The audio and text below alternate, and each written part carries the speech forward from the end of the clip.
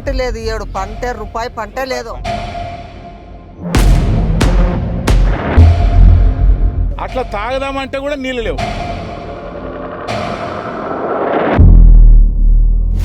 ఎంపీలు వస్తున్నారు, దీని చూస్తున్నారు, పోతున్నారు అంతే. ఎవరైనా దీని గురించి పట్టించుకోవడం లేదు. నీళ్లు లేవు, పొలాలు ఎండిపోతున్నాయి. బట్ట బర్రి పిండుకున్నాం కానీ లేదు.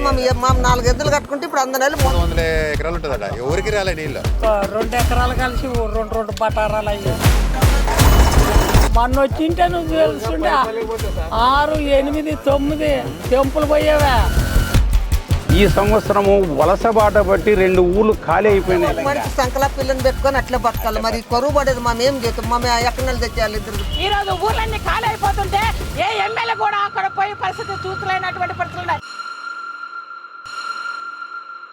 రాజకీయ నాయకుడు చేసి ఇంకో రాజకీయ నాయకుడు ఆపేస్తారు. ఆంధ్రప్రదేశ్కు వచ్చిన ప్రతి ముఖ్యమంత్రి రాయలసీమకు నీటి విషయంలో అన్యాయం చేస్తున్నారు. వచ్చిన చంద్రబాబు 5 ఏళ్ళు మూలకు పెట్టి పోయేటప్పుడు ఆయన జీవో ఇస్తాడు. వచ్చిన తర్వాత జగన్ ఆ జీవో మీద అలిగి దాన్ని పాత్ర వేస్తున్నాడు. రైతులు వ్యవసాయం చేయలేదు కాబట్టే ఆత్మహత్యలు తెచ్చాయి.